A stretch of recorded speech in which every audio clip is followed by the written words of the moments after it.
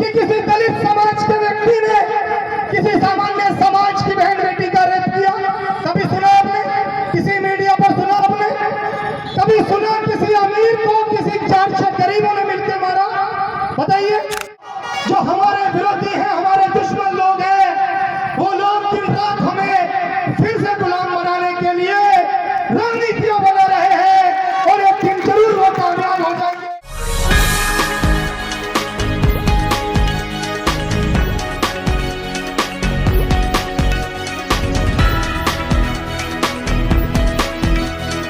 और सारे संवैधानिक अधिकारों को हमें दिया गया। आज उनके सम्मान में जो इस प्रोग्राम को लगाया गया है, हम इस जिम्मेदारी को समझने के लिए तैयार नहीं है। ये मेरी आपसे शिकायत है। ये शिकायत आप लोग दूर कर सकते हैं साथियों, लेकिन उसके लिए हमें जागना होगा और एक दूसरे के हाथ को पकड़ना होगा। टांग पकड़ने से कुछ नहीं होगा, एक दूसरे का हाथ पकड़ के हमें अपने समाज को जगाना होगा और सामाजिक प्रोग्रामों में अपनी जिम्मेदारियों का ठीक ढंग से निर्वहन करना होगा। अब बात मुद्दे पर आती है तो जैसा कि आप सभी जानते हैं कि 26 नवंबर यानी संविधान दिवस, इस दिन हमारे भारत का संविधान पूर्ण रूप से बनकर तैयार किया गया था।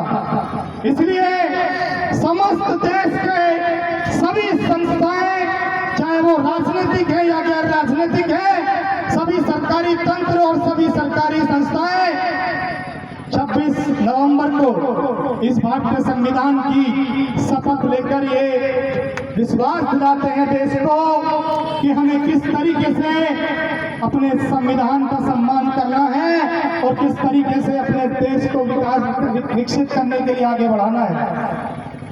इसी उपलक्ष्य में ये प्रोग्राम रखा गया है साथियों।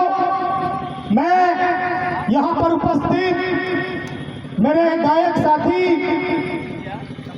पगला साहब और भाई साहब, मैं तो आपने तो भावुकी कर दिया। कसम से ऐसी भावनाओं को तोड़ देने वाले लोग अभी जिंदा हैं, ये आज एहसास हुआ। लेकिन समाज को भी अपनी जिम्मेदारी समझनी होगी कि जब तक हम संगठित नहीं होंगे, जब तक हम अपनी जिम्मेदारियों को नहीं समझेंगे, ये संघर्ष, ये भावनाएं, इनका मूल्य शून्य हो जाएगा साथियों।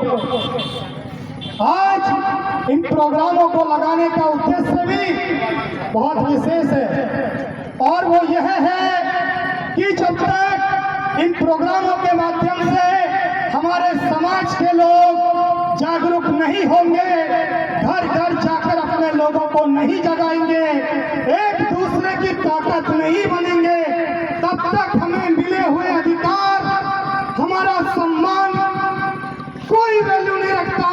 क्योंकि जब जागरूक होंगे तभी तो हमें मालूम चलेगा कि हमारे अधिकार कौन कौन से अधिकार हैं और उन्हें कैसे सुरक्षित करना है साथियों।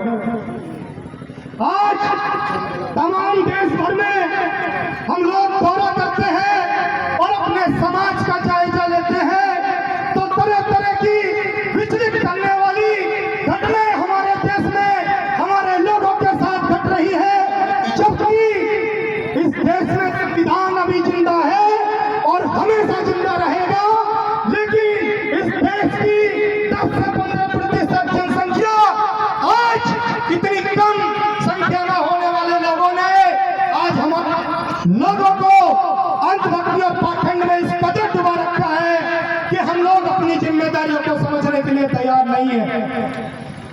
इतनी बड़ी जनसंख्या में होने के बाद भी आज हम संविधान दिवस के उपलक्ष्य में ये प्रोग्राम संबोधित करने पहुंचे हैं, लेकिन आप स्वयं देख लीजिए कितनी मेहनत की है आपने संविधान दिवस के लिए, कितने लोगों को जगाया है आपने। आप स्वयं अपने कॉलम में झांक कर देख लीजिए। मैं ये भी बता देना चाहता हूं कि अगर यही चलता रहा ये बात कड़वी जरूर लग सकती है। अगर यही चलता रहा, यदि रोटी कपड़ा मकान से अलग हम अपने संवैधानिक अधिकारों की सुरक्षा नहीं किया करेंगे, तो साथी तमाम देश भर में जिस तरह से हमारे समाज के साथ शोषण अत्याचार हो रहा है, यह इसी तरीके से होता रहेगा क्या? आप बताइए, क्या आप यही चाहते हैं कि देश भर में घटनाएं घटती रहे? बताइए, हाथ खड़ा करके बताइए, क्या घटना घटती रहेगी क्या इस देश में? तो जो हमारे विरोधी हैं, हमारे दुश्मन लोग हैं, वो लोग दिन रात हमें फिर से गुलाम बनाने के लिए रणनीतियां बना रहे हैं और एक दिन जरूर वो कामयाब हो जाएंगे। इसलिए आप सभी को जागना होगा, अपनी जिम्मेदारियों को समझना होगा, आज अपने महापुरुषों को पढ़ना होगा। ये गाने सिर्फ ताली बजाने के लिए नहीं, ये आपको जगाने के लिए गाए जाते हैं। ये रागनियां आपको जगाने के लिए गाई जाती है। इनको समझिए, इन भावनाओं को समझिए। साथियों, तमाम देश भर में जिस तरह से हमारे समाज के साथ शोषण अत्याचार हो रहा है, यह इसी तरीके से होता रहेगा क्या? आप बताइए, क्या आप यही चाहते हैं कि देश भर में घटनाएं घटती रहे? बताइए, हाथ खड़ा करके बताइए, क्या घटना घटती रहेगी क्या इस देश में? जब तक हम अपनी बहन बेटियों का शोषण, अत्याचार, रेप, बलात्कार, हत्याएं होते हुए देखते रहेंगे? आप बताइए मुझे, क्या जिन कौम के बारे में आपने कभी सुना भी नहीं होगा, क्या कभी आपने सुना कि किसी दलित समाज के व्यक्ति ने किसी सामान्य समाज की बहन बेटी का रेप किया? कभी सुना आपने? किसी मीडिया पर सुना आपने?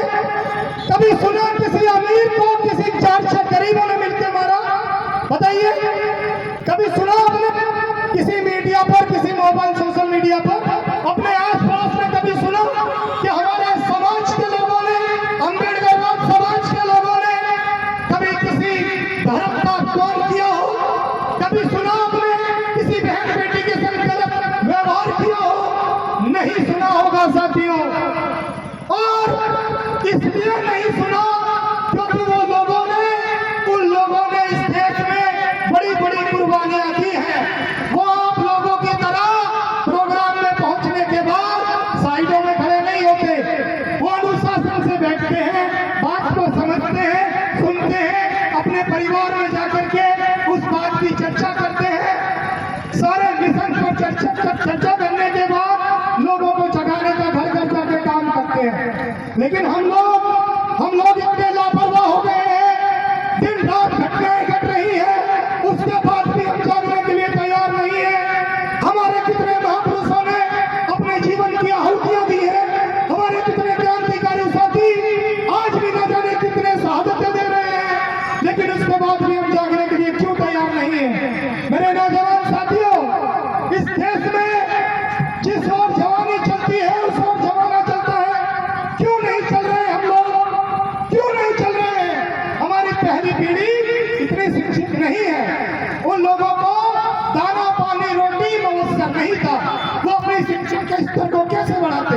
लेकिन आज उन लोगों ने आप लोगों के लिए मेहनत मजदूरी करके, बड़े शोषण अपमान सह करके आपके लिए कपड़ा, रोटी, मकान मुहैया कराए हैं। लेकिन अब हम लोगों को भी तो अपनी जिम्मेदारी समझनी पड़ेगी। अगर हम लोग अपनी जिम्मेदारियों को नहीं समझेंगे तो फिर हमारे महापुरुष, हमारे बुजुर्गों का ये संघर्ष कोई मायना नहीं रखता। आज हम लोग भी अपने परिवार, अपने क्षेत्र, अपने दाना पानी रोटी रोजगार काम धंधों को छोड़कर आप लोगों के बीच पहुंचते हैं, तो कहीं ना कहीं इसलिए पहुंचते हैं कि आज इन लोगों में, आप लोगों में अगर 100-50 लोगों ने भी इस बात को, इस मिशन को, इस जिम्मेदारी को समझ लिया, तो हम समझेंगे कि हमारे आने का हमें फल मिला। क्या